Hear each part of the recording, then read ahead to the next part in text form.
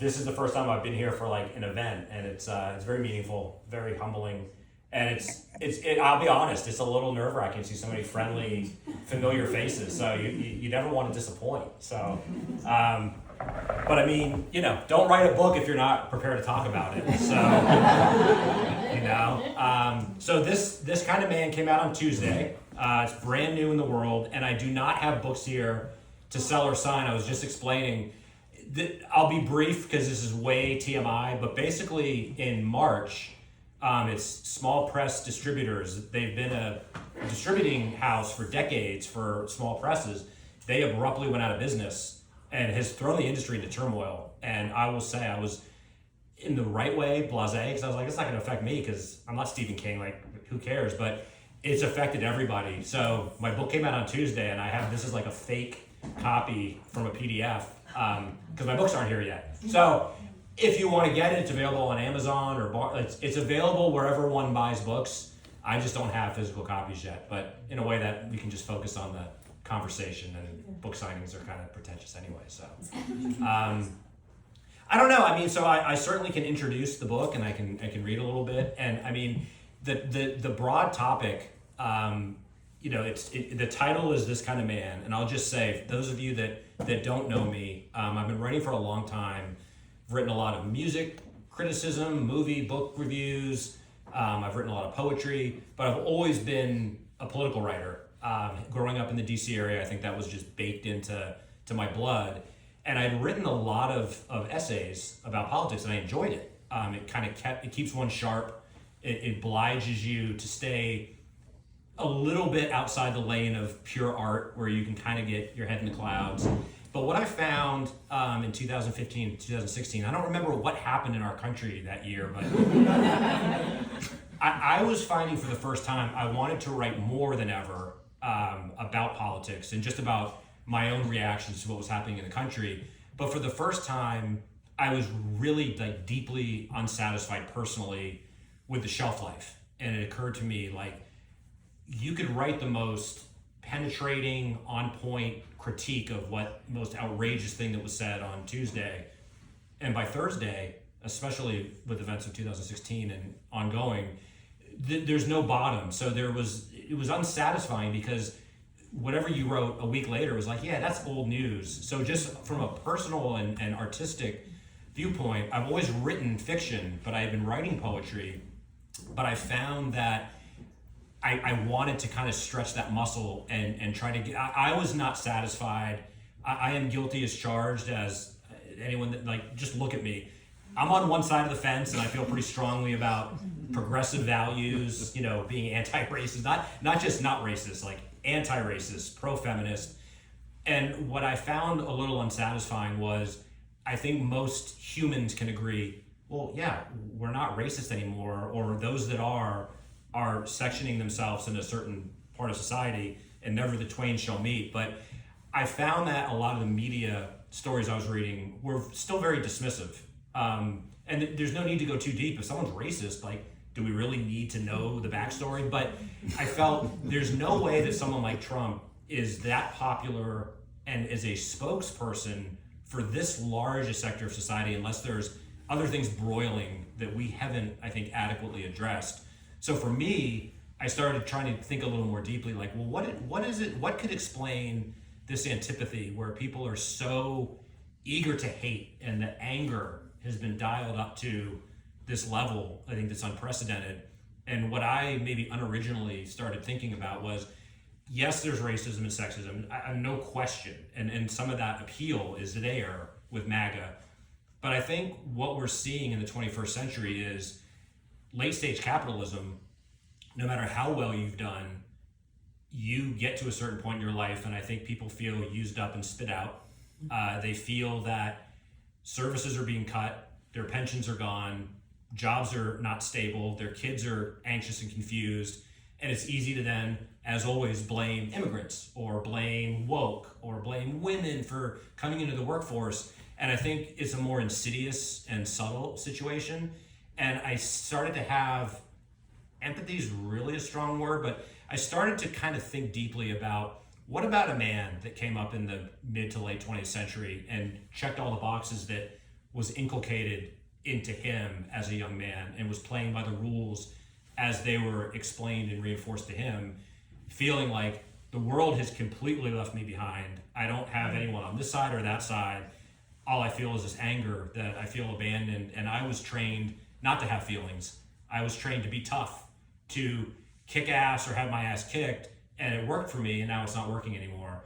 So I think for me anyway, some of that anger starts to make sense when you think about all these individuals have stories, and they're not satisfactorily explained by saying, yeah, because there's people in the flyover states that are racist and they vote for Trump. Simple.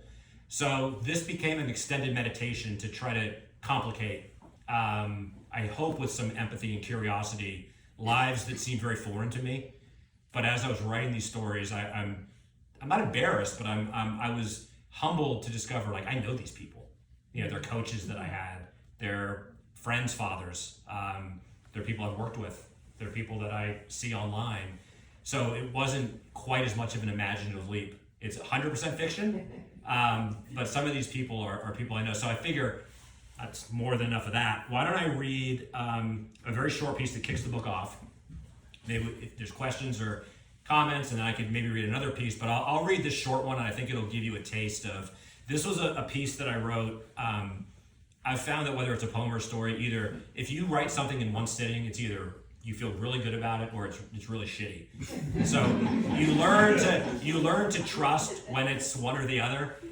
So I don't want to get too carried away and say that this was a leitmotif, but when I wrote this summer of 2016 in one sitting, and it came out of nowhere, I also realized it didn't come out of nowhere, and I think you'll see, but I don't relate to any of this, but I couldn't have written this without it being in there somewhere. And I have a feeling there'll be some heads nodding because I think we all know this guy.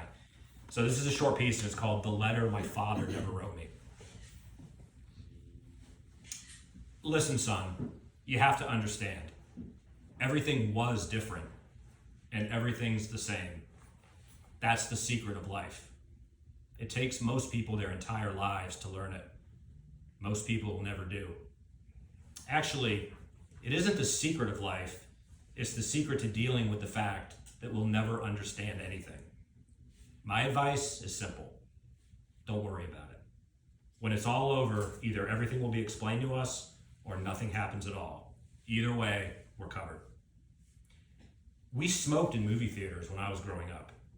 You can't do that now. For one thing, no one smokes. For another, no one goes to movies anymore. Can you imagine the sissies of your generation smoking on an airplane? Can you imagine a new mother today if somebody lit up next to her? Did you know lawsuits used to be a last resort? Can you imagine eating red meat at least once a day? Can you imagine not counting the number of cocktails you had each week because no one kept count?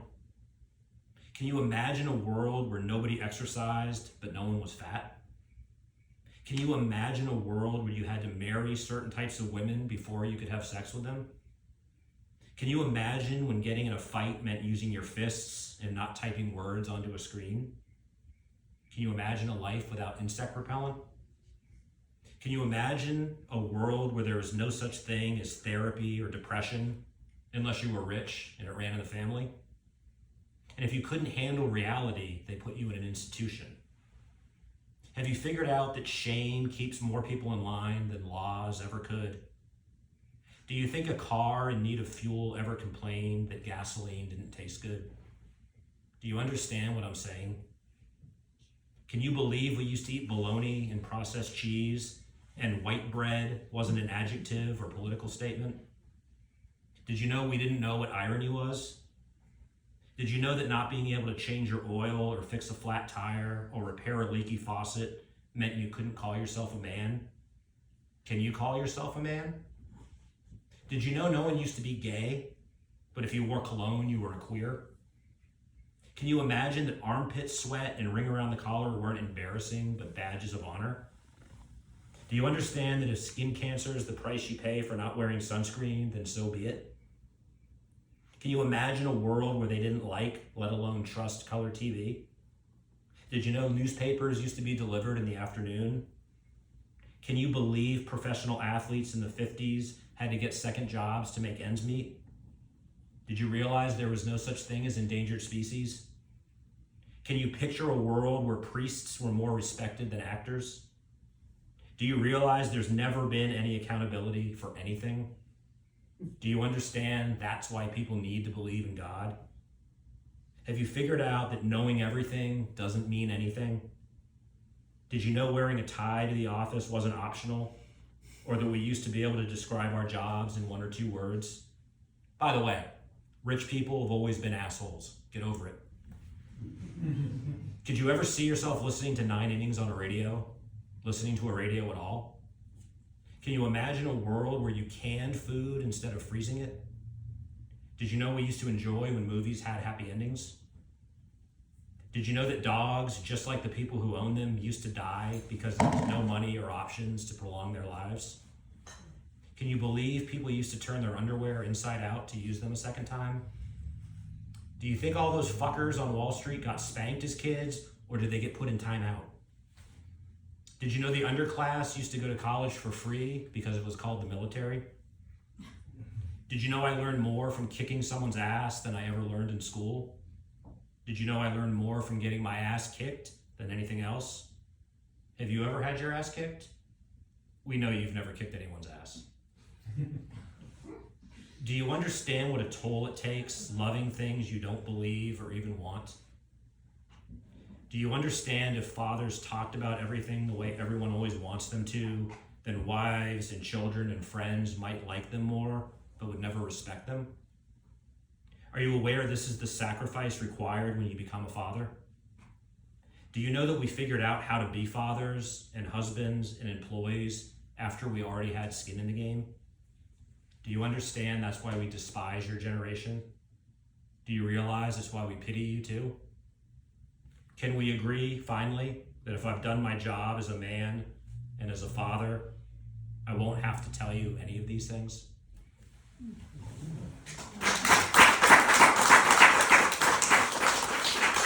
Thank you. So, I mean, right? That's, yeah. How does it make you feel to read that out loud? As a man. As a man? Well, like I said, I mean, it's a great question. I certainly, I really truly don't want to be coy. Like, I don't relate to anything in there, but like, I couldn't have, it's not just that I couldn't have, I mean, writers can imagine things, but like, I hear that guy, you know, there's certainly elements of my dad, elements of my friends' fathers, things I've read, things I've seen in movies, things I hear, you know, when I hear the lamentations of the anti-woke, which, you know, that's the whole thing is a fabricated controversy, but the people that complain about how everything's soft now and how there used to be accountability, like, so I feel that, and what this collection is trying to do is pinpoint some of these pathologies and see them clearly, but rather than maybe kind of smugly from the tower be like, look at these pathetic men. There's a sense of like, can you imagine being that guy and feeling like the world, you know, I don't know what team I fought for. I don't necessarily know who I am. I just know what I believed and what I was told. You know, I think about an era where, you know, bullying was the de facto, it was never, I don't know if it was ever condoned, but like people fought, you know, the expression, boys will be boys. Like these are things even in my youth I heard all the time. So I can imagine men from a generation previous, especially from a more blue collar background, which I didn't come from, might have a harder perspective. So I think that line at the end about like, we despise you guys, but you know, maybe we also pity you too. Like, I think there's a sense of the world was a lot smaller in the 20th century. The world's a lot bigger now. And I think a lot of people, including those of us that are fighting for progressive and I would say the right things, the world's still bigger and moving very quickly. Things we joke about now are going to be probably considered completely out of bounds 10 years from now. And I think we need to be cognizant of that. Does that even remotely answer the question? Sure. Okay. Yeah. What do you think is the relationship between nostalgia and fear? Because I did grow up blue collar, and I'm in that in between, like, you you know, I'm young enough to remember what it was, you know, blue collar job, you know, your dad had health insurance, you didn't worry about things like that. But also at the same time, I hear those same voices, I heard them all my life, and I kind of look at them and go, well, I live the same way you did, and frankly, what you're saying is bullshit. And it was bullshit then, and it's bullshit now. I mean, you know, so, but it seems to me there's like you said, the voice that you just spoke about, there's a lot of nostalgia in that, and it seems like, well, what happens when you add fear to nostalgia? So if you could talk about your thoughts on that dynamic between those two forces. First of all, I mean, thank you. I think it's a great question. I think the other thing I didn't mention in the introduction is, you know, I'm always happy to get political, but I say no need to get overtly political, but also I think it's unsatisfactory to get political when we're talking about, you know, real deep issues. I think, you know, some of these men or some of these behaviors, I mentioned in somewhere that these dysfunctions are handed down like inheritance. Mm-hmm. So the boys will be boys, go out there and kick ass, or, you know, it's a zero-sum game, you know, whoever dies with the most toys wins. Like, these pathologies are inculcated. They don't just kind of happen by accident. So I think for certain men and maybe certain women, they look back and go, well, that's where I come from. Like, I don't want to completely disown that. You're asking me to renounce everything I grew up with. And I grew up with a guy on the, you know, at the local gas station that, you know, maybe used colorful sexist language, but would change your flat tire for you if you're a woman. Like, I think that there's a complicating factor. And I think for me, when I say that it's unsatisfying, I mean that on a personal level, but I also think I deeply believe in trying to have a positive dialogue as a society. And one thing I think we know now is definitely not working is going into the conversation saying, I'm going to dismiss you outright if you believe X, Y, and Z. I think when people tell their stories or hear other stories, there's at least a chance for curiosity that breeds empathy, that then a conversation where it's not immediately confrontational can occur. So tying it to nostalgia and fear, I think the two are intertwined, because I think you're asking someone that can no longer appreciate the jokes they used to like or the friends they grew up with.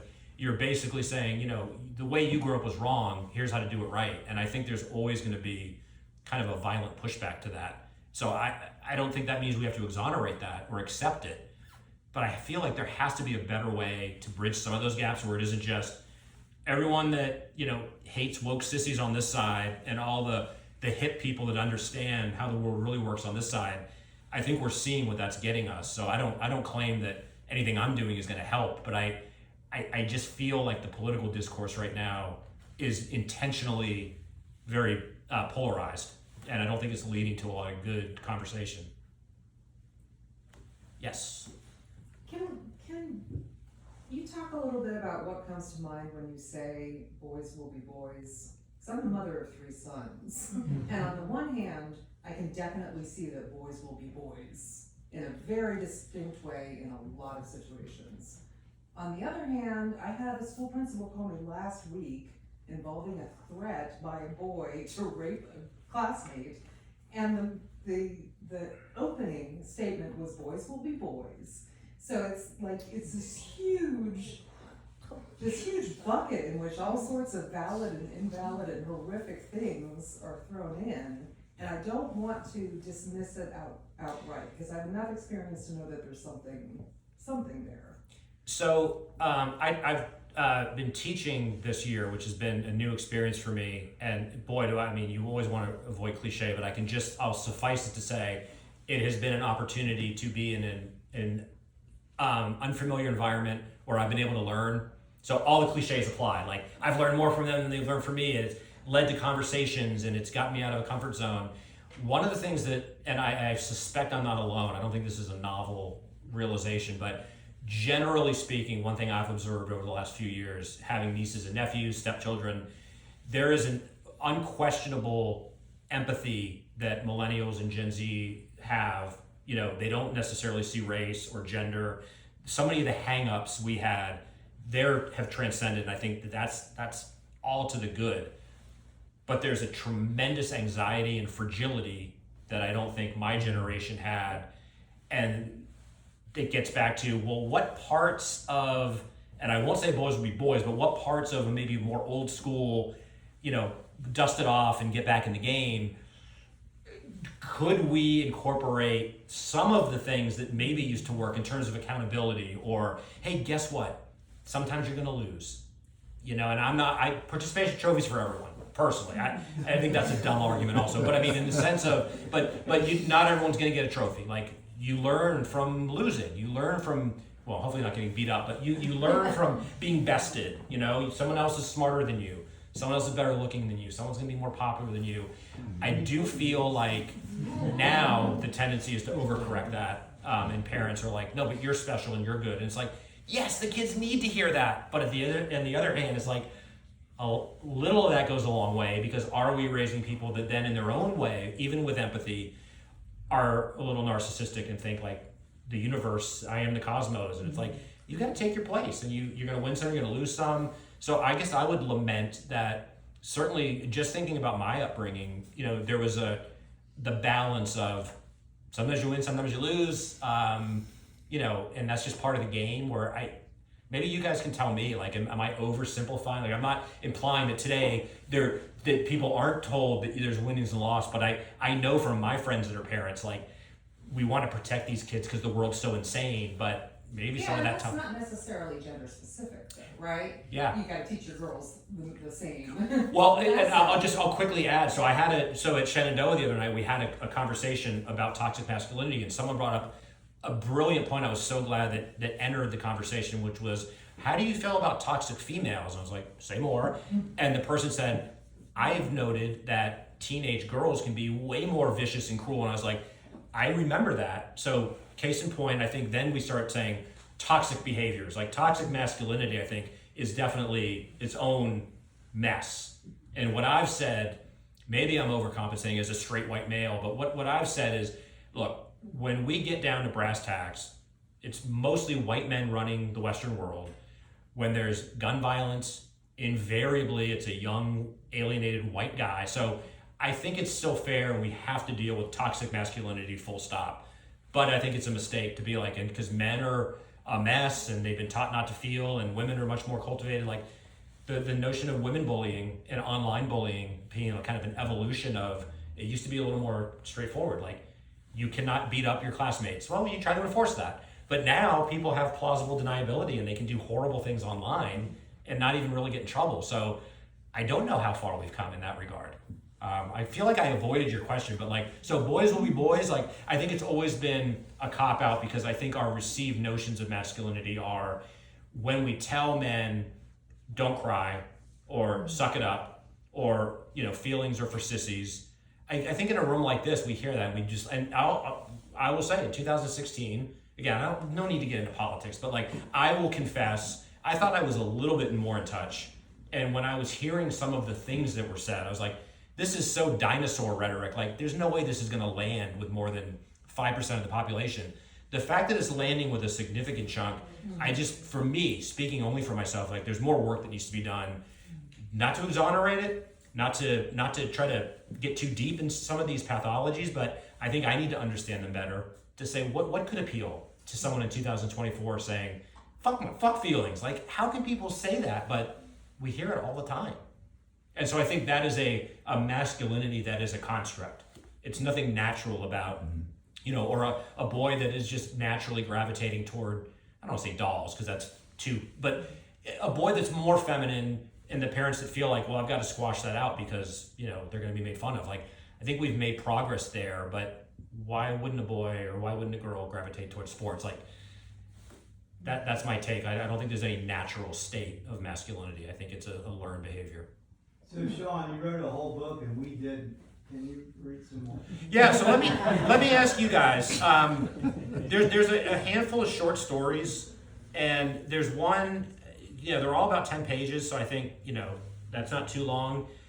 There's one that, let me just take who would rather hear a story? There's one story that came directly out of an article I read in GQ in 2017 about, and football, CTE has become a thing, right? NFL is now squashing lawsuits because they're trying not to pay players that have concussion issues. But I read this harrowing article about high school students that were having CTE and talking about how that was derailing lives before they even started. And a story grew out of that. And then there's another story that directly deals with like the red state, blue state, like number 2. What's the name of number 2? So the number 2, and it's one of the rare, it came up with the title before the story. It's called Red State Sewer Side. That's the one we want to hear. Okay. Yeah. So I'll kick this off by saying this actually, there's no non-pretentious way, but the true story is I actually had a dream. And again, use your imagination. I wasn't a big brawny brawler when I was a young man or now. So I had a dream about a kid somewhere between the age of like 9 and 13 in a fist fight at recess. Not that I've never seen that, but like definitely not my kind of usual. But I woke up from this dream where it was a boy in a fight, but the boy was winning the fight, but was afraid. And he was afraid because he was looking around and feeling like the spectators posed threat to him. And it was just this disturbing image of this tension that I had to make sense of. So the story kind of grew out of this weird dream I had. So it is told mostly from a young boy's point of view. So there's some intentional irony in his narration. It's called Red State Sewer Side. It started right away. The looks, which by now DJ had come to expect. But this time, and from the moment he walked into the classroom, there was a hostility in some of their eyes, the girls as well as the boys, that he was unaccustomed to. Still, he knew the drill. His 3rd school in 3 years, he'd learned the routine the way anyone in his situation must. Anticipate, even accept, the curiosity, the distrust, the time required to make a friend or two, eventually prove he was okay. Then it's just a gradual process of becoming assimilated.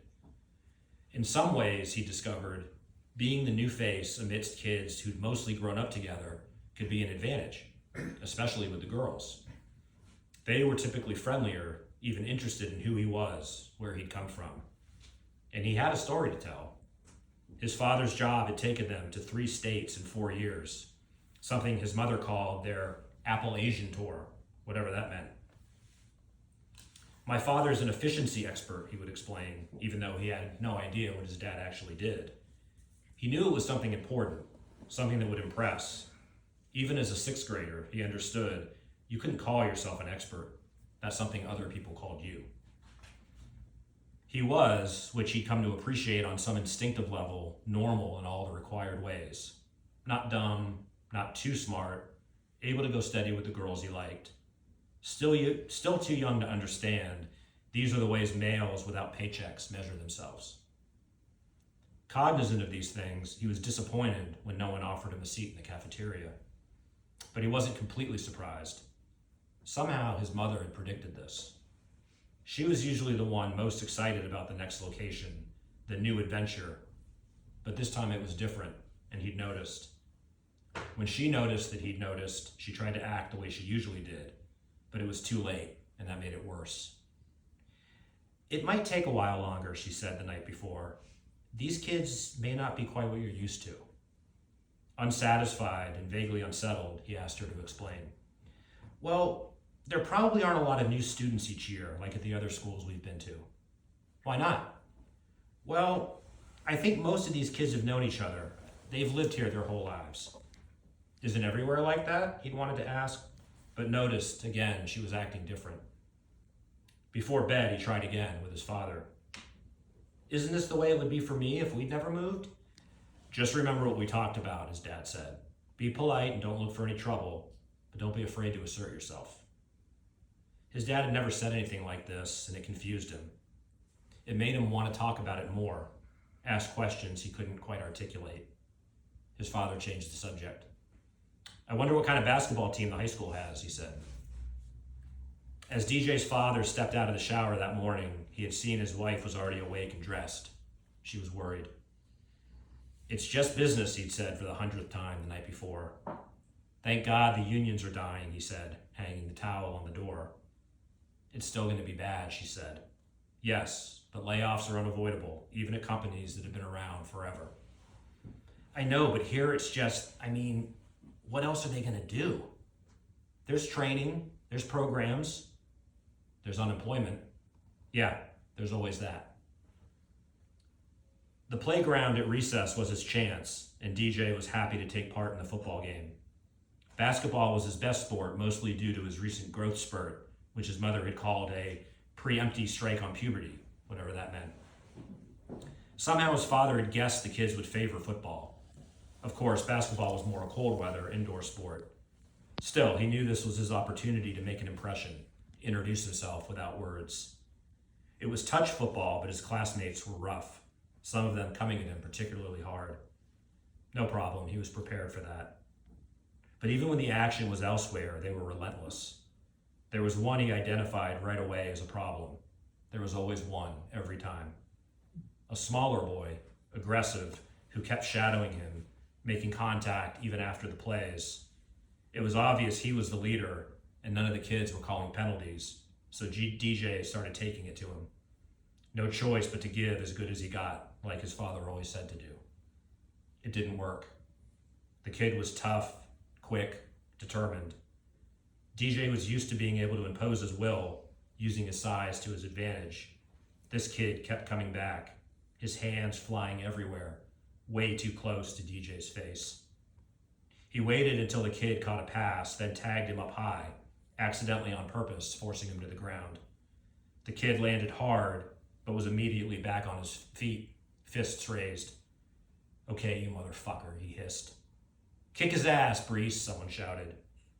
DJ was taken aback, not only by the language. There were bad words, and then there were off-limits words. But the eagerness with which the other kids had formed a circle. "Not here, boys," the PE teacher said, walking over. "You settle this after school if you want." Again, DJ was taken aback. While grateful for the intervention, it was the first time he'd ever heard a teacher condone, even encourage a fight. DJ's father had done his best to reassure his wife. "You think growing up an army brat was a picnic for me?" "I know," she said. "This is part of becoming a man." "But he's not a man," she wanted to say. "I know," she said. "Plus, DJ can hold his own." "I know. And one thing is the same. Boys will be boys, wherever they are." "I know." DJ's father had taught him the fundamentals of boxing, which had come in handy on a couple of occasions. But during the last year, being a few inches taller, refusing to be bullied, and simply being willing to stand up had usually been enough. This time was different, and he accepted it. Get it over with right up front, and then see which kids he'd be able to connect with. Heck, in third grade, he'd even become best friends with the kid he had to beat up. Back in the classroom, he kept wondering how his parents had known. His father not wanting to talk about it, his mother talking about it too much. They knew somehow, and he, of course, had picked up on it. He'd gone to bed earlier than usual, but was unable to fall asleep. First day jitters, same as usual, but still. He'd heard his parents talking, their whispered words easier to hear than if they'd been shouting. "Yes, it's going to be a challenge for him," his father said. "It's going to be hard for all of us for a while." "I don't understand why everyone seems so angry," his mother said. "Can you blame them, really? They keep electing idiots who make sure everything gets worse. What can you do with people like that? The coal mines are never coming back, that's for sure. That's exactly what I spend my days talking about. Learn new skills, adapt, but no one wants to listen." "It's red state suicide," she'd said, whatever that meant. In DJ's experience, girls usually showed up at fights, which was a good chance to make another impression. Today, there was not a single girl amongst the dozen or so kids who walked outside after school, past the playground toward the woods. Suddenly, two other boys, either overly excited or with their own beef, started jawing at each other, then pushing. To DJ's amazement, within a few seconds, they were rolling around in the dirt, a dust cloud of fists and curses. The scuffle was surprisingly intense and went on for what seemed like a long time. He began to feel an odd relief. Maybe this unexpected bout would offer distraction, if not get him off the hook. But once the boys were separated, one of them wiping his nose on his muddy sleeve, DJ's adversary stepped forward. DJ understood then that what everyone had just witnessed was a warm-up for the main event. Before every fight he'd been in, there was a sort of ritual: bravado, bold words, some shoving, and occasionally the opportunity for the other kid to back down. "Get him, Brees," the boy who just won his scrap yelled, and DJ stepped back from the oncoming barrage of punches. Being taller, he used his jabs to keep the other boy away, able to handle his opponent without difficulty. But just as he's seen at recess, the boy was wiry and relentless. He kept coming, and it took a lot to put him down, and he wouldn't stay down.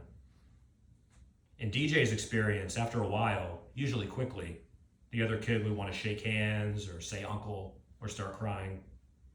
This one, he understood, wouldn't be shaking hands or saying uncle, and looked like he'd never shed a tear in his entire life. In fact, it appeared he was genuinely enjoying this.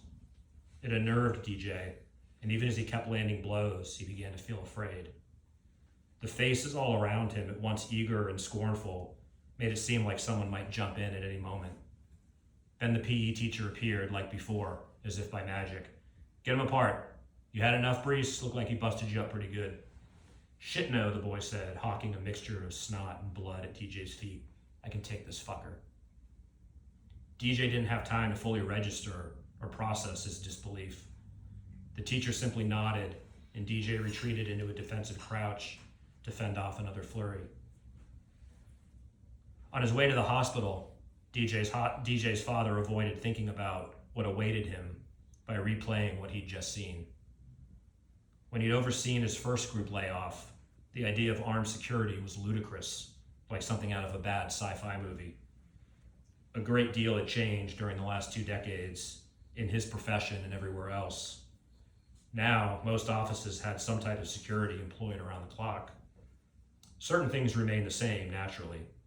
He'd been called every name imaginable, been threatened, invited to step outside, spit on, twice, once by a man, once by a woman, and on one memorable occasion, harassed at home, back in the days before caller ID and cell phones. And unfortunately, he had seen grown men cry, too many times to count. Until today, however, he'd never seen a dismissed employee threaten to take his life on the spot.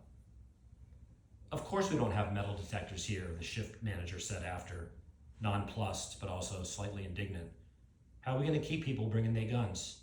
That's their right." It was unbelievable. It was almost as though this half-wit was defending the practice of packing heat on the job during working hours. No, he was defending it. But that wasn't the worst thing. The man swearing, surrendering his pistol, his uncontrollable bawling, followed by a furious kind of begging. None of these were the worst. The worst wasn't even that the police officer knew the man, was clearly on some level friends with him, and kept calling him by an obvious nickname. "It's okay, Cakes," and "It'll be all right, Cakes." The worst thing was his suspicion, no, certainty, that it was only his security badge, his status of being in charge of the people in charge, more than any laws or customs or unforeseen circumstances, that ensured he wasn't the one being forced off the premises, and not on his feet either. He'd been comforted to get his wife's call at first. After what he'd just seen go down, he needed to tell her, to talk about it with someone who might understand. Actually, with someone who definitely wouldn't understand, just like him. But then she said 2 things that confused and frightened him: emergency room and bitten. Even here, he thought, as the too young-looking woman approached him in the parking lot. "Excuse me, sir," she said softly. He knew the script, had been hearing it more regularly, outside grocery stores, coffee shops, movie theaters, anywhere. Now, even hospitals. And typically, he had $1 or 2 to give. It was the least he could do. "Sir, I'm just trying to get something to eat, and it's okay," he said, handing her the first bill he pulled out. "I don't need the story. Here you go." The woman looked at him as though he were a god or some kind of alien, and then back at her hand like she'd never held $20 before. In the elevator, he repeated the short, unsettling conversation he'd had with his wife.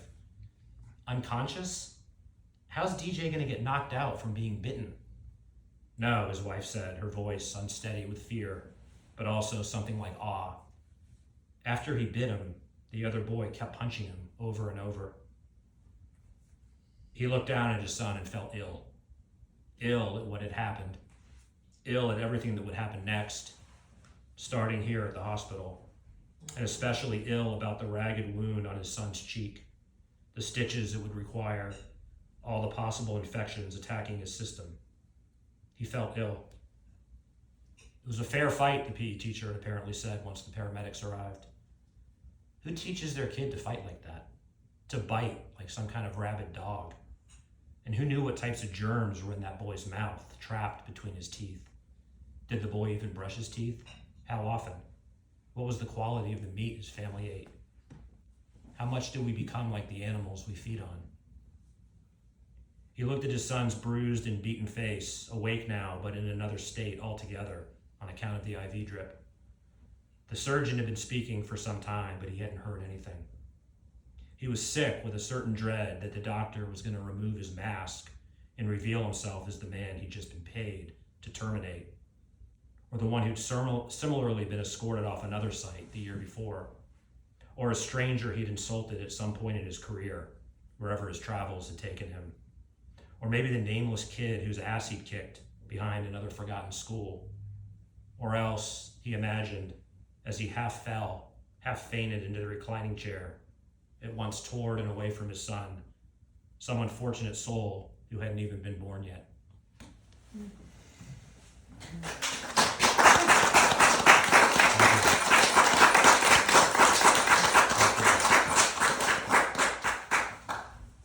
So yeah, I mean, I have no idea where that came from, other than it had to have come from somewhere.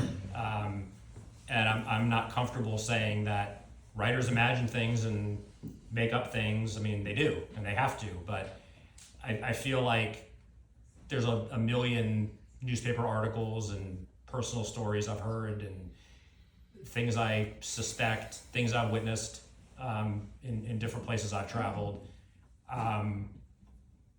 But yeah, I try not to point too many fingers and just trying to take a look at a world that I don't really understand, but I know exists. You got the little guy right. Little man's disease is a big problem, and if there's going to be a bully, he's not usually the guy 6'1", 6'2". He's usually 5'6", 5'7". Mm-hmm. So wherever you got that added a degree of authenticity to Okay. that kind of bullying. Thanks. Yeah. Yeah, I mean, you know, so I feel like, so pre-2016, if I'd written, I don't know if I would have written about this, but I imagine a political essay talking about mass layoffs in states without, social services, but the states routinely vote against social services. Like, where does accountability begin and end? And is it an intractable situation? And what happens when suddenly the people that write most of these narratives are put in a situation where they're the minority and the odd person out? I guess it's an attempt to kind of creatively explore some of this violence that's always been a part of our country, and manifests itself as usual, primarily with men, doing very masculine things. Yeah, Paul. I love that last story. That was fantastic. It reminds me of my dad. Two questions. One, I was thinking as you were saying it, how I would get my dad to actually read this. So I couldn't say, this is a story about masculinity. It's like, of course not. Never idea. Right. So how would I actually say that? How would you suggest someone get through the idea that you're not talking about a negative about men, but about the whole totality of the experience? I would say, in the way the book is set up, through the book, and again, I hope this is, I think it's a good thing. I mean, there are some angry dudes in this book. There are some abused women. There are some abused men. But we run the gamut from young athletes, young boy athletes, to working class stiffs, to very successful people who have betrayed their marriages or have been betrayed. I mean, we're running the gamut of life experience by design. So I guess I would say it's an opportunity to take a creative look at a wide swath of like how masculinity is changing and stays the same. But when we talk about toxicity, it's usually whether it's a behavior that's reinforced by society or actively opposed. A lot of the behaviors in this book and what I frankly see politically playing out is these are ultimately very self-defeating, right? So even if you were on the winning side that day, and I don't mean physically, but like if your candidate wins or, you know, you're to use the parlance of the time, right? Like, you know, liberal tears, or, you know, you're owning that internet exchange. Like, what are the long-term implications of who you're voting for, or the people you're associating with, or the policies that you support, or the people you hang out with? And there's something very tragic to me about behaviors that I think are reinforced. I don't want to say by society, right? I catch myself like that's so unacceptable, like by society, but behaviors that are reinforced in movies and the media and even in the newspapers, like, but the people selling them are cynical and know that they're self-defeating. So I think about, for instance, the Joe Rogans and the bro culture of these guys that are ostensibly rallying men, like, you're being, you know, now with all these sissies and women and queers, you know, now men aren't heard. It's like, first of all, they know it's a bunch of shit, but also they're making a lot of money on that. So I would have a certain empathy for any online prophet that really believe that, like, however misguided, like, I'm trying to rally my bros. Like, all right, that's pathetic, but we might have something to work with there. But I see some of these guys, right, that lead these charges, and it's an empire. They're realizing there's a lot of lonely, angry, isolated guys, partly because of these learned behaviors. Like, I can't date women. I don't have any friends. I don't feel I can comfortably show vulnerability to anyone, so I feel very alone. So I go online and find other dudes that are like, yeah, it's because bitches are keeping us down. It's like, these are these momentary dopamine hits, but all it's doing is ensuring you're not going to get hired. You're going to be outcast. No one is going to want to be around you. And there are these guys stoking the flames, being like, keep writing those checks. I find that to be a real problem right now in society. That makes complete sense to me, and I completely agree. And would you say this would be geared towards more for the younger men who you're trying to sort of explain this to, or like me trying to say to my dad, like, look, you know, there's other, because that story is my dad, but he can't see it. So like top down or bottom up, or I mean, I'm assuming it's both, but. I mean, you know, I think in some ways, I wouldn't say I wrote this for women, but I think, you know, I think women can read this book and maybe feel, you know, I feel seen. Like some of these, you know, some of this crap that I've just seems like when I watch, you know, I think about my wife, like you watch a movie from the 70s or 80s and it's like things that were innocuous then. I mean, I think about, for instance, like 16 Candles, that it's a lovable, you know, lovable movie, blah, blah, blah. But I mean, the culminating scene in that movie is a date rape. Like, you know, that the jock and the nerd, and then the jock's like cheerleader girlfriend, the nerd gets with the cheerleader because she's drunk, but it's like, it's date rape. So we didn't think that in the 80s. I mean, I think that's partly because we were idiots, but I don't think that movie was made to be like, and men can always bang women. It was like, yeah, but it's good, harmless fun. So I feel like, you know, if we can talk about these things without feeling like we have to say, yeah, that was a toxic movie and we should never watch it, I would encourage a young person to watch that movie and go, let's then have a discussion about how unbelievable some of that language is, or the fact that, what does it say about our society that, why is it that many rapes are unreported? Because why would a woman come forth with it if they happen to be drinking? Not that that has anything to do with it anyway, but if a woman had a couple of drinks and knows they're going to be asked, so what were you wearing in the 80s? That was the default lawyer setting. Like, well, we'll just attack why did you put yourself in a position to be raped? At least now, that nonsense has less of a chance of landing, but certainly 40 years ago, it was the woman's fault. So I noticed a lot of your thematic construct has to do with late stage capitalism. And can you talk about like how that translates into this Toxic masculinity. Yeah, so I mean that's obviously, that gets pretty deep, but I think I feel like in late stage capitalism, whatever side of the fence we're on, whatever we're doing, it's a zero sum game. I think back to like Wall Street, right? Again, going back to my youth, like one of the things that came out of the 80s, the Reagan 80s, was a movie like Wall Street that was intentionally made to kind of lampoon Gordon Gekko. It was like almost a cartoon character of evil, rapacious capitalism, like he who dies with the most toys, like I will amass the most. He came out of the 80s as an icon. Like Michael Douglas is talked about, he's on the subway and people are like, Gordon Gekko, my hero. And he's like, shit, I don't really feel great about that. I feel like in late stage capitalism, the zero sum mentality has infiltrated everything, where we talk about the trophy, participation trophy. The other side of that coin is this real feeling like if you're not winning, you're a loser. So you have to be the best. You have to make a certain living. But at the same time, jobs go away because those are sent to a factory overseas. So we're very easily blaming illegal immigrants that are working 80 hours a week at jobs that many of us don't want to do, but we blame them instead of the company whose CEO might hold elected office in a certain party that we vote for, that sent those jobs overseas for profit and said this to their coworkers, but we're not able to connect these dots and say the system is letting all of us down unless we're in a very fortunate financial situation. A lot of people are being squeezed.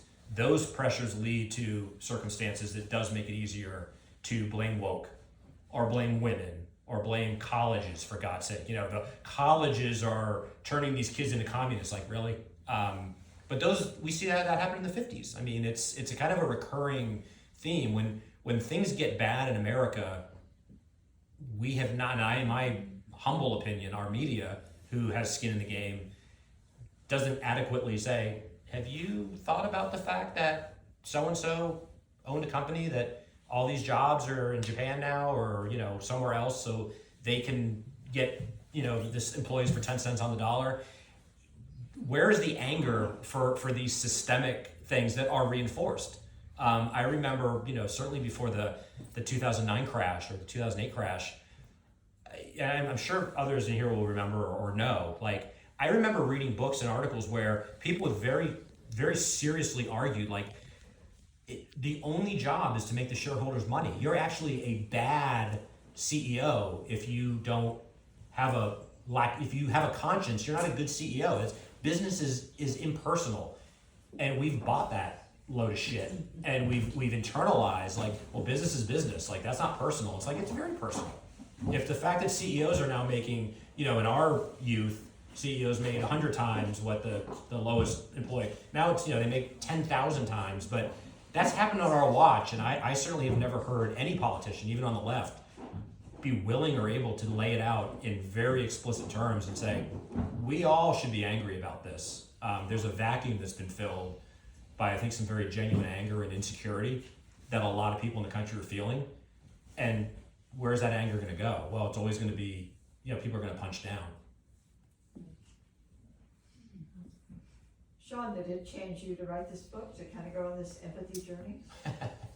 Yeah, I mean, for me, I guess I'm still young enough and maybe naive enough. I will say, certainly events during and after 2016 and ongoing, there are days where it seems like, have we lost the plot? Like how has 40 years of progress, come undone? Like the Supreme Court, overnight, like the fact that we're having to fight laws that were passed in the 70s, like, no, we have to start all over again. There are days where it's like, you want to shrug your shoulders and say, it's hopeless, or I can't change it. And so I think for me to talk about these, and I want to be very clear, I don't think on any level, like a book like this is going to change anything, but by talking about these topics and trying to have dialogue, I think is just, it's an alternative to despondency, and it's an opportunity maybe through art to engage someone that you wouldn't otherwise be able to engage. Like I have friends that I can't talk politics with, good friends, but we just avoid it because it's like, we get along in every other way, like let's just not even go there. But when you're talking about art, at least you're can talk about an issue without saying, so why is it that you believe in X, Y, and Z? You can say, you know, I read about these layoffs, and it occurs to me that some of these states, you know, have been completely, you know, their resources have been used, and now these states are, you know, perhaps no longer, like, steel isn't made in America, coal isn't made, so entire states have basically been, you know, put out to, and opioids have come in. There has to be a way to talk about that without it becoming a red-blue issue.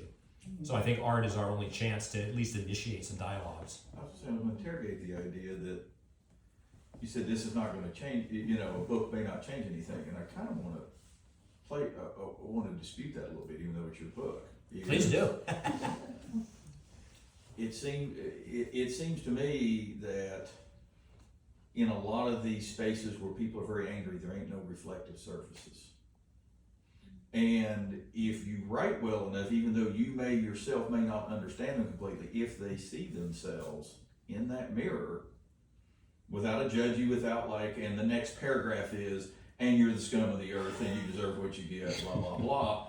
But it's just, you create, like that last story was so moving because it just told how all these, it's like a clock, it's like a timepiece. The different wheels move in a certain way, which is very recognizable, and you end up at a very tragic situation, which doesn't pass judgment on anybody necessarily, but this is how this got to, these two people met, and so forth and so on. It seems to me that, I mean, let's put it this way, I don't think it's an accident that the people who've made the most money off of technology aren't college dropouts who never took a humanities class in their life. And because that is what makes you human. And it seems to me that even people who don't have the opportunity to go to college, reading and seeing themselves and maybe starting to interrogate themselves a little bit. Mm-hmm. Or even better, see somebody else through the eyes of a character that they can relate to and go, huh, maybe you'll start those pieces moving in a different direction. Let's hope. I mean, yeah, I think stories can do that, you know, and I think in this story, it's very, you know, I think lightly touched on, but, you know, the ostensible good guy, the kid's father, you know, is overseeing the layoffs. I mean, he's a troubleshooter. He didn't create that mess, and he's not necessarily he didn't create it to profit from it, but he's the winner, and he's part of a system that is saying, yeah, you know, you got to go from town to town, and yeah, we've just laid off the entire workforce, and you've got to hand out the paperwork. When I was a kid, they called them troubleshooters. That was their name. I had an uncle who was, and that's what they did. They went into plants, and it's just the only difference was back then, it wasn't just the guy on the floor that could be swinging. He could feel the axe. It could also be your management. That seems to be less and less of an option. It seems like if they're going to swing an axe, it's the guy sweeping the floor, not the guy whose floor he's sweeping. Yeah. But there were those people, and you're right. That was another thing that just struck me. It's like, yeah, those people very much, you know, I grew up in a factory town. I'm very familiar with those kind of folks. Mm-hmm. Something extraordinary, I think, that your book is going for. There was a quote I heard recently, I don't know if it's a quote or someone just kind of said it, but, and it was that in order to be able to criticize someone like effectively, actually be able to like address what their challenges are, they need to feel loved. And that might be kind of like a weird statement, but like anybody that I think like anybody's in the marriage kind of understands this, right? If my wife isn't feeling loved, you know, and I try to tell her, hey, why didn't you do this? Or, you know, she does the same to me and I'm not, then like I'm a closed block, right? And when trying to look at this divide, right, what you're doing in your book is you're seeing people as they're encountering their issues in real time, like in real life. And, you know, as you know, the way you describe yourself, someone that is not, you know, obviously aligned in those views, by seeing how they might have gotten there, by telling their story in a way that's genuine, it can open the heart. So I think that's a really important thing that you're doing. Now, I would add in a sort of way that I would hope that part of the response could be that someone that might be more on, say, the conservative side writes a book with stories about, you know, how, you know, say, the LGBTQ movement had to deal with Stonewall and other things like that. Because if people can tell stories that are outside of their initial view, that is the path to understanding and change and reconciliation. So I'm just grateful for your work. Well, and well put, Joe. I mean, I think, the idea of, you know, curiosity is, I think, critical certainly for any writer. You know, that stimulates the whole process. But I think curiosity breeds curiosity, and you know, then they start getting into cliche territory. But it's like the more you know, the less you know, and the more curious you are, the more willing you are to listen and have your assumptions questioned. And yeah, I think I'd be remiss to not say. I mean, I think part of another goal that I have in my overall like life project is also to infuse. I don't want my left-leaning friends, many of whom I know, and they really do feel a certain smugness, like, well, I vote the right way, and you know, I shrug my shoulders, and it's like, can you do a little more than that? Like, maybe some of that indignation could be channeled toward some of these Democratic leaders who are very much in the pocket of big pharma. And again, it's going to be very gradual change. I think it has to be, but I'm not satisfied. Tell one story. You know, I feel this has been my own like thesis. I feel like after the Wall Street crash in 08 and then 09, I know he had a lot on his plate, and I don't fault him. I think he did the best he could. But I remember thinking at the time, Obama has a once in a generation opportunity here to make a speech and say, this is why we need government. We need guardrails so that if the wealthiest 1% who do not feel constrained and know they're going to get bailed out, if it's not for the government, your pensions are gone, your bank accounts are gone. We are here to at least help create some barriers between the wealthiest predators and the lowest. And none of that happened, and I feel like that vacuum, there was a lot of there was a genuine anger that was, I believe, was very bipartisan, this disgust that these bankers that engineered the crisis were getting bonuses and getting rehired to fix the problem. There wasn't even an attempt to throw a couple people in jail just to satisfy the pack. And I personally feel like out of that vacuum, the Tea Party grew, because somebody needed to express that anger. And again, I maybe afterwards when we were having cocktails, come at me if I'm completely, oversimplifying, but I feel like the Democrats missed an opportunity to at least address that anger and say, yeah, you should be pissed. The system is not sustainable. We cannot have, people on Wall Street manipulating, selling mortgages to people that can't qualify for loans, who would then default on their houses. And the people selling the mortgages got rich. The people lose their houses, and the politicians are saying, well, we got to bail out. We can't have the banks go. I feel like there was some righteous anger that could have been channeled into some progressive energy, and it was a missed opportunity. Not to say that led to Trump, but I think in a crisis like that, I think the Democrats were pretty much like, well, we need donations from Wall Street too, so we can't be too harsh. I think that was cowardly, and we've really paid a price for that. Switching the tone a little bit. Yeah. Your writing style. So I think it's kind of terse, and it doesn't have a lot of adjectives explaining people's emotions. It puts them in a context. Who are you influenced by? It's probably easier to answer that by who I'm not influenced by. I'll just say that, I've been writing for a long time, and I guess I know what I don't like when I read, and I've just found over the years, I'll start skipping through a paragraph if someone's like, and then Steve walked into the room. He stood 6'1", had a light dusting of brown in his hair. It's like, all right, Dickens, that was when we didn't have. That's when we didn't have movies. We didn't have social media.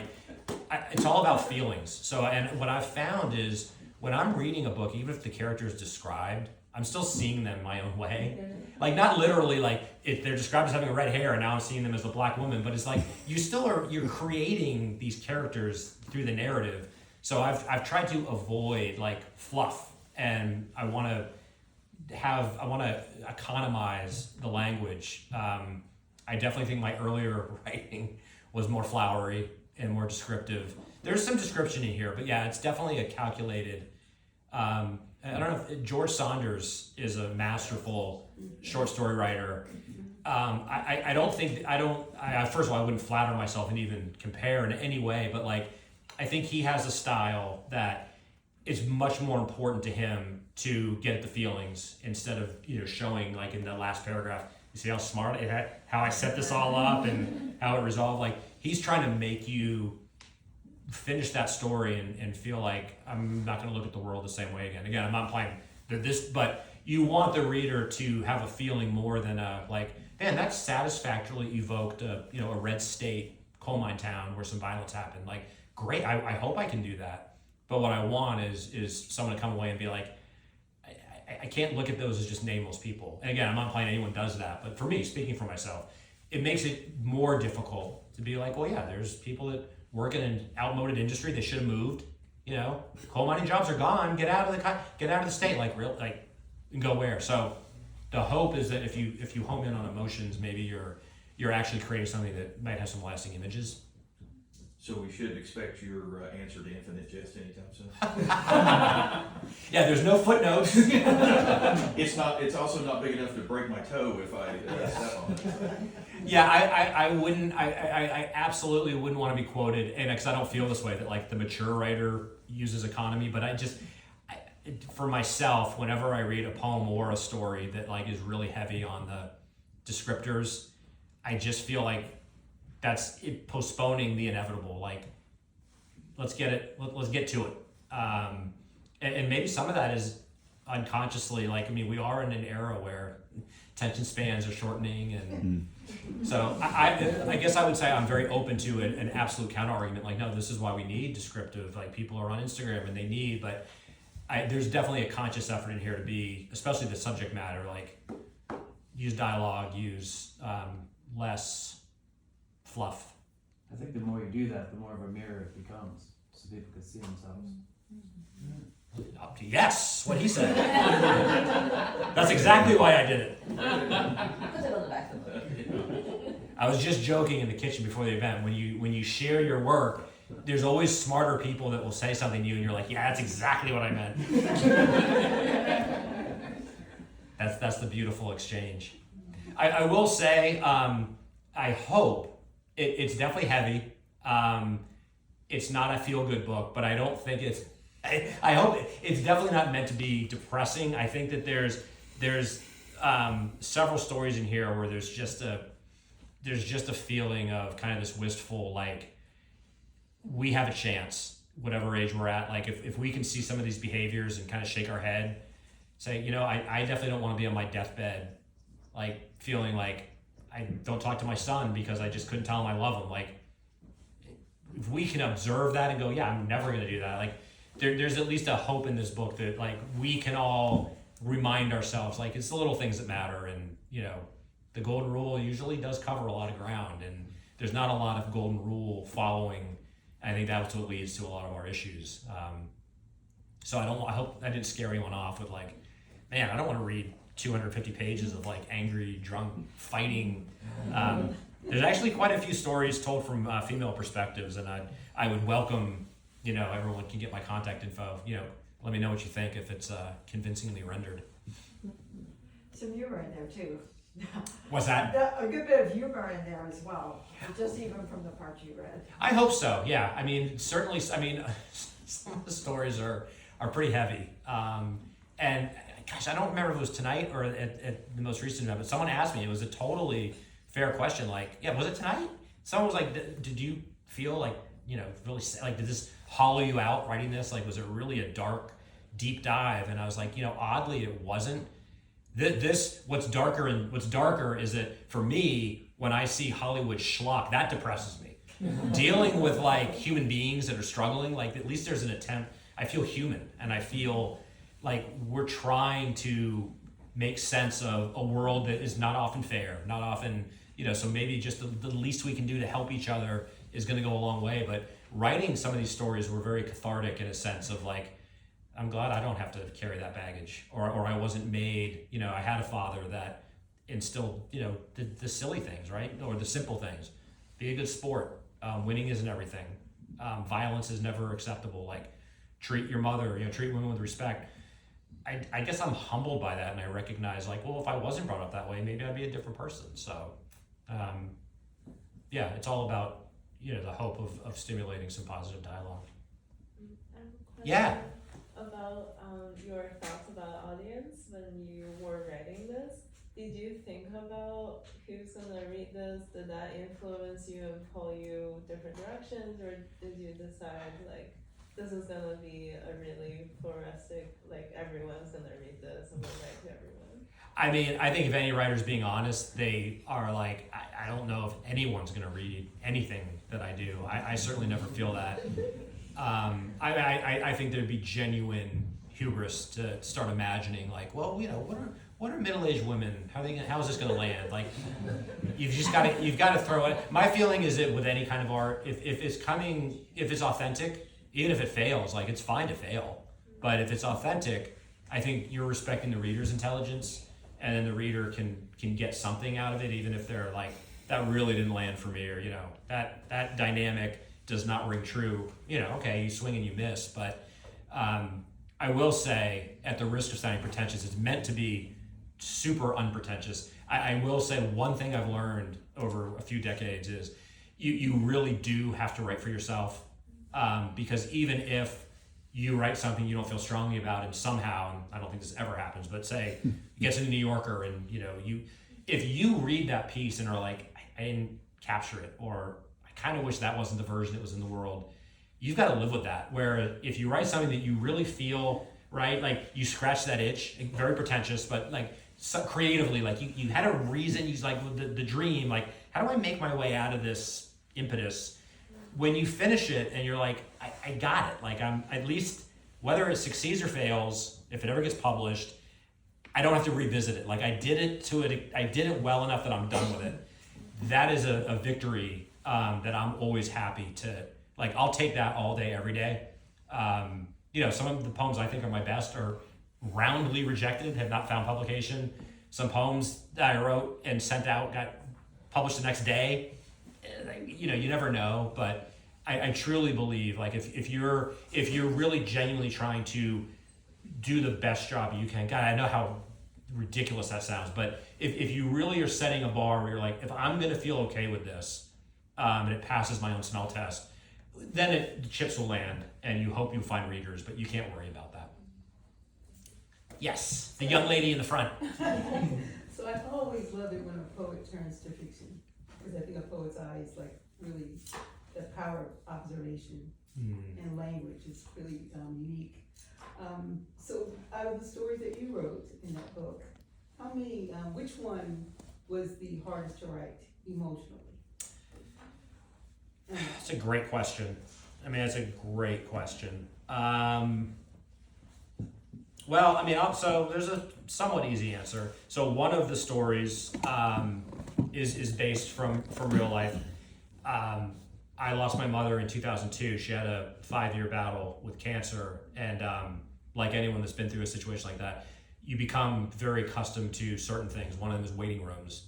So there's a story in here called Waiting that grew out of, it's completely fictional, but it grew out of the experience of the particular type of anxiety where there's the anxiety before the operation or the surgery, which is intolerable, and then at least when you get to the hospital, the surgeons take over and you can kind of like, it's going to be played out, the game is going to be played, but there's this weird liminal space between surgery and recovery where anything is possible.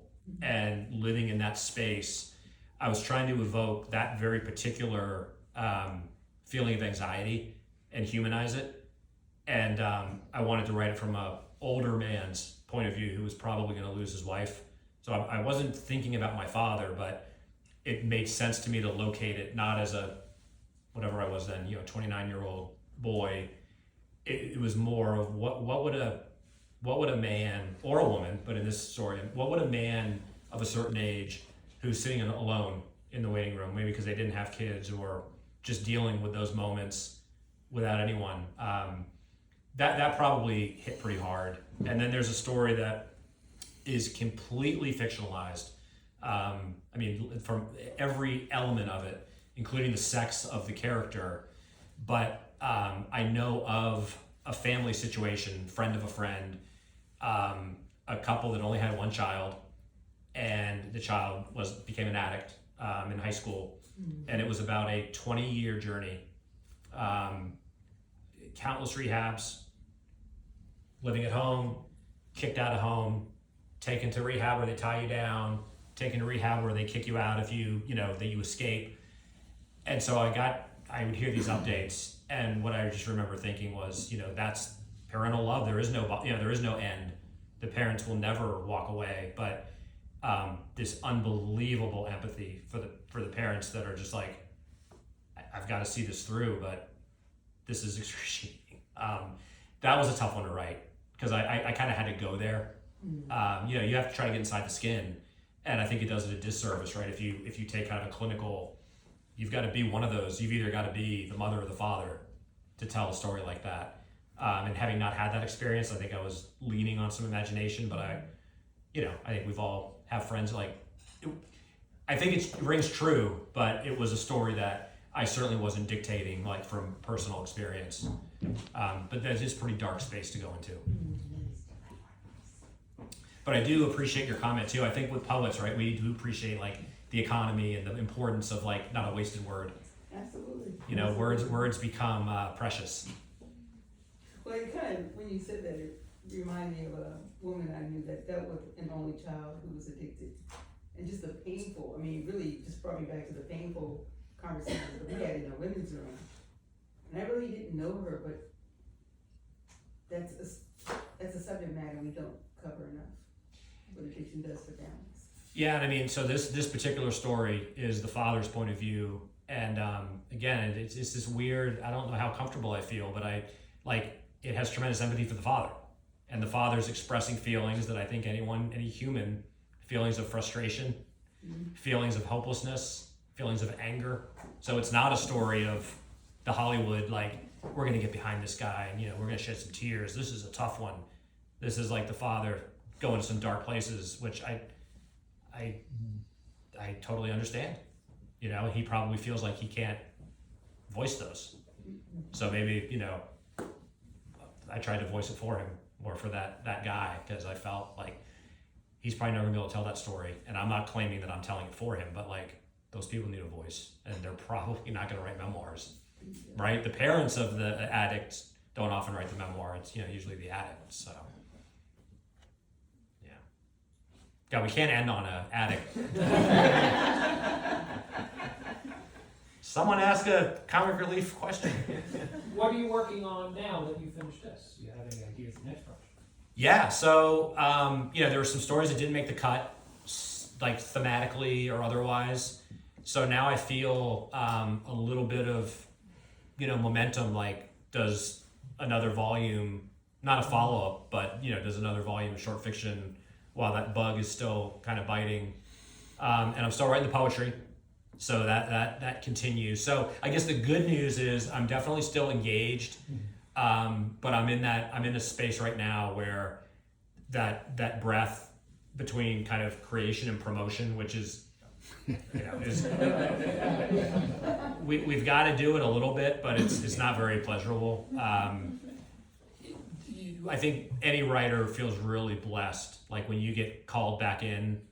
Again, even if in the early stages, it's I don't even know where this is going, but you have that initial attraction that gets you into a project, and you're like, all right, I'm in. I got to see this through.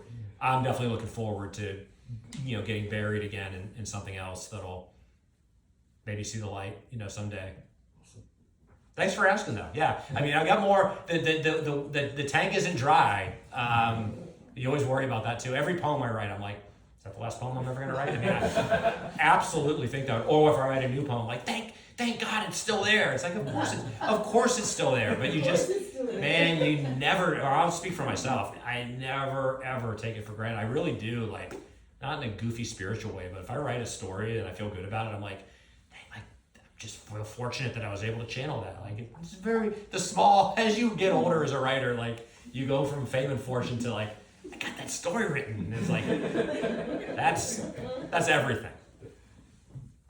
And I will say, I mean, you know, it's as many in this room know, it has to be a very solitary endeavor, a lot of rejection.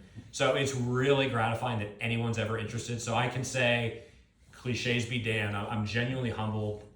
Very meaningful to me to have friends and new friends interested to even just come here. So I just want you to know, like, it really makes me happy. I feel very blessed to be able to share this. I appreciate your indulgence, your patience, some great questions. I love you all for coming out. And, you know, it's available on Amazon or Barnes. It's available everywhere.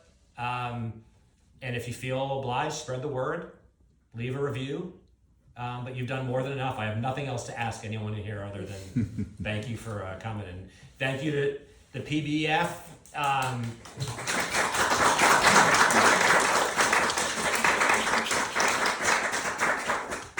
Happy to keep chatting over cocktails as we. Can I see the book? Of course. Oh, and this cover, I'm kind of proud of. I was agonizing over like what the cover art should be, and was looking at different images of like football players and old dudes. The cover is actually a 16th century painting that I found, and it's an Italian artist who had a series on the elements, and this is the element fire. So it's when you look at it closely, it's a remarkable that that's from like 1580. It's fire. It's fire. Thank you.